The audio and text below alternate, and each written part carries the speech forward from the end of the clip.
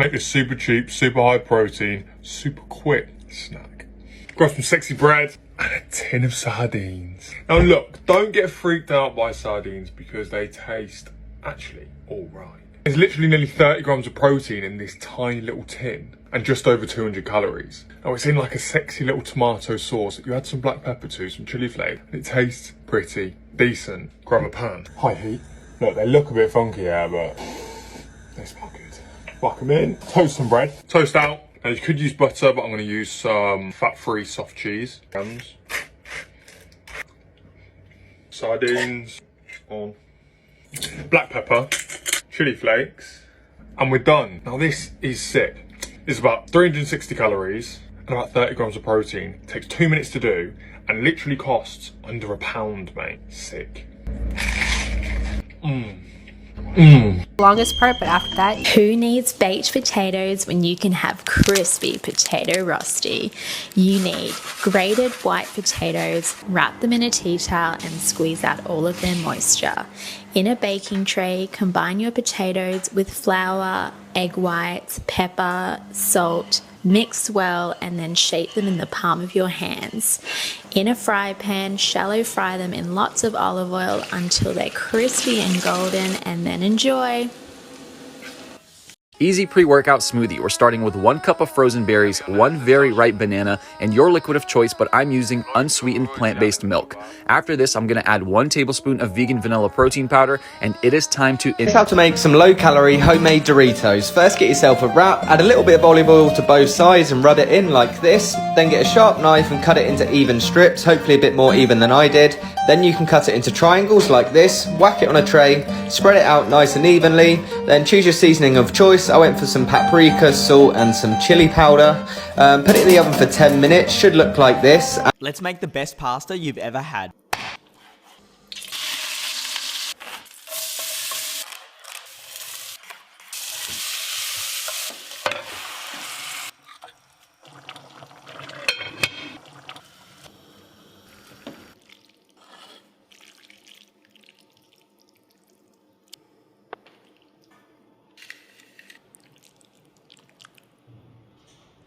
Boom, enjoy. Scooby snack, let's boost. Icing shaker to chill it out.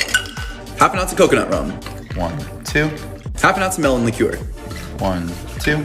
Splash of pineapple juice. Bloop. And a splash of half and half. Bloop. Pop the top on and shake. Pour into your shot glass. Hey, my mother refuses to put chocolate chips in her pecan pie. But this is my house, so I'm adding chocolate chips and Jack Daniels. Stand by your pan. I'm adding 1.25 cups of chunky chopped pecans to a 9-inch pie shell. Heaping 1/2 cup of semi-sweet chocolate chips, tossing about a tablespoon of flour so they don't melt. That's simple. Heaping cup of light brown, 1/2 stick of butter, cream it. 3 eggs lightly beaten, about a tablespoon flour. 1/4 teaspoon salt, about a whole cup of corn syrup. Cause I'm adding more liquid. Eric Church single barrel. Splash of good vanilla, a little dash of cinnamon. Mix it, pour it, top it pretty. Bake it for about an hour on 360. Oh, that's pretty. I chill it overnight so it cuts pretty. I topped it with some homemade whipped cream. Next video. And stand by your pan. Hot damn. Here's a delicious 3-minute recipe that will curb your sugar cravings. Start by adding 2 tablespoons of flour, 15 grams of protein powder, and 1 tablespoon of cocoa in a bowl.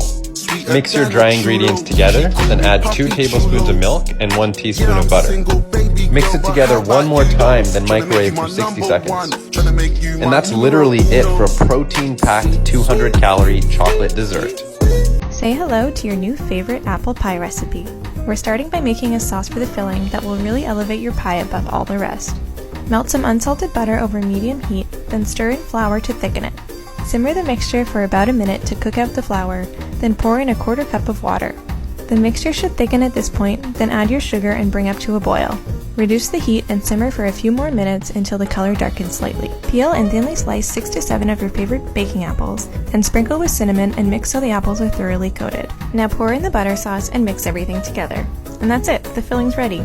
Transfer the filling to a prepared pie crust and spread it out so it's slightly mounded in the center. Make a lattice top by laying strips of dough over the filling, then peeling alternating strips back and laying more dough over in a crisscross pattern. Tuck the edges of the dough into the pie plate, then crimp the edges with your fingers and brush the top with egg wash. Bake your pie at 425 for 15 minutes, then turn the heat down to 350 and bake for another 45 minutes.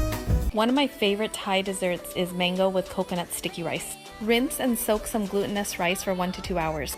I'm steaming this in a pot with a rice basket, which is the traditional Lao and Thai method.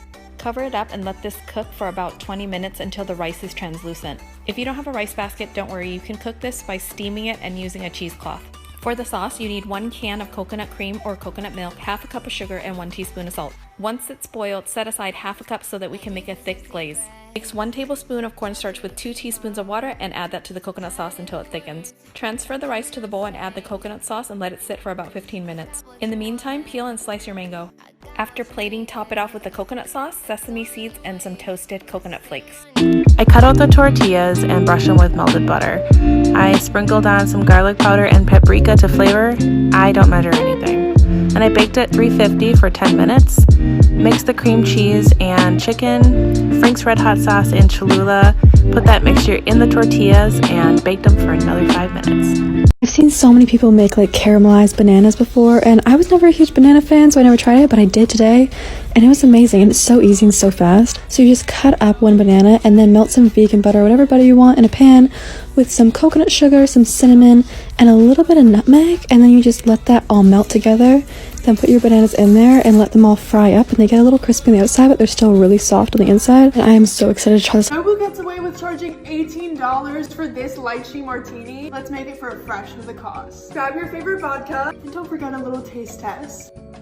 Pour in 1 shot, add a few ounces of lychee juice, grab some vermouth, pour like half a bottle cap because this tastes like ass. We need the flavor though. Throw in some ice, close this thing, and give it a little mix it up, baby. Grab your cup. Throw in some lychee. Here's one of my favorite side dishes that is also keto friendly. In a large bowl, add your washed and dried broccoli, red onion, bacon, sunflower seeds, and cheese. Give a good mix. Or you can get a container with a lid and shake it. That's what I like to do. In a separate bowl, mix about a cup of mayonnaise, a couple tablespoons of lemon juice, some Dijon mustard, a little bit of sweetener, dry range packet, and mix. Pour the sauce over your broccoli mixture and give it a good mix. Make it 3 to 4 hours or the night before you plan on serving it. This is the secret to my mashed potatoes. Roasted garlic is so good and it's really easy to make. All we have to do is take the top off our garlic, add on some olive oil and herbs. I used oregano this time and it was really good. Put it in the oven for about 40 minutes to 1 hour and it comes out looking just like this. It's so delicious. Here's how my mom makes my favorite Thanksgiving dish, company carrots. First, peel your carrots and then cut off the ends. Add them to a saucepan and cover them with water. Sprinkle in some salt and then bring them to a boil and put a lid on. Steam your carrots until they're soft enough to pierce with a fork. Cut your carrots into quarters and then line the bottom of a casserole dish with them. Now in a separate bowl, mix together mayonnaise, horseradish, salt, and pepper, and then mix together. Then crush in some saltine crackers and then mix it together. Your mixture needs to be thin enough to spread over the carrots, so you can add a little bit of the leftover carrot water to thin it out. Once that's all mixed together, spread it in an even layer over your carrots. Finally, evenly spread some dollops of butter over your carrots. Bake this at 350 degrees Fahrenheit until it's golden brown and enjoy. Whip feta and roasted olive dip, let's go. First, add green and black olives to a baking dish with a 1/4 cup of olive oil, salt, and pepper, and we're going to put some fresh thyme on there as well. Bake at 400 for 10 minutes, and then let's make the feta dip. Add crumbled feta, olive oil, cream cheese, and water to a food processor and process with some honey, salt and pepper, and lemon zest. Process again, look how creamy that is, and now we plate. Add the roasted olives to the center of the feta dip, and then make sure you get the olive oil from the bottom of the dish and place it all over. Serve it fresh bread. Most important thing, add a tomato. Put in. This is the easiest rice cooker dish you can make. 1 tomato lazy rice. Hello. This is 15 years old. Are you older than my rice cooker? It's time to get a new one. Come with this cup. I'm making 3 cups today. Wash the rice 3 times. Then you just add water to the number 3. Next, add sesame oil and soy sauce. Then add your favorite vegetables. Today I have edamame, carrots, mushrooms, and sausage and corn. Then put down your favorite rice cooker song. It's ready! My new Zojirushi rice cooker pressure cooked the rice in high heat. The rice come out so tasty and fluffier. Yes, let's get this rice cooker today with my coupon code. You can get extra discount. Turkey prep time. Here we go. We're pulling it out of our brine. It's been in there for 21 hours. We're going to clean it up. We're going to spatchcock this bird. Trace along the spine where we're going to cut. I'm using a 10-inch chef's knife to just bang through those bones. I've had better luck with this than I have with the kitchen shears. Just follow along and give it a couple whacks. Boom, spine comes right out. Save that. We're going to throw it in our gravy later. Give it a crack to open up that breastbone. Flip it over. Give it a little CPR. Push so it lays flat. We're going to go one step further. We're actually going to carve out that breastbone so it makes it easy carving later. Give it a rinse. Rinse off all that brine, and we don't want it too salty.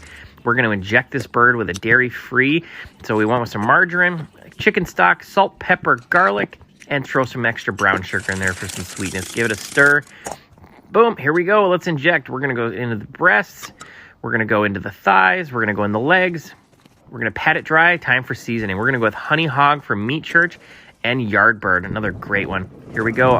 Time for another Gordon Ramsay recipe. Today we're trying out his chimichurri. First step, we're combining a clove of garlic, a pinch of rock salt, and a pinch of sugar in a mortar and pestle. Grind those together into a fragrant paste and then add in fresh oregano. Next, fresh mint in,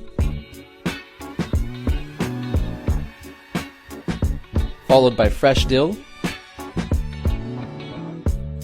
Finally, some fresh parsley and coriander.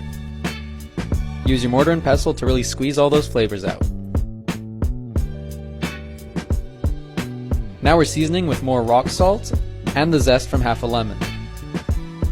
Follow that up with lemon juice and mix it in. And last but not least, half a cup of olive oil. And it's that easy, you've got Gordon Ramsay's chimichurri sauce. These are deviled potatoes. They are time consuming, but I love making them for every holiday. You will need to boil the potatoes, cut them in half, and scoop out the insides, and put the insides in a bowl. You're going to add garlic powder, onion powder, salt, pepper, vegan mayo, and mustard. Mix until you get a creamy texture. Take a small teaspoonful and fill up all the potatoes. Sprinkle with paprika and green onions, and there you go.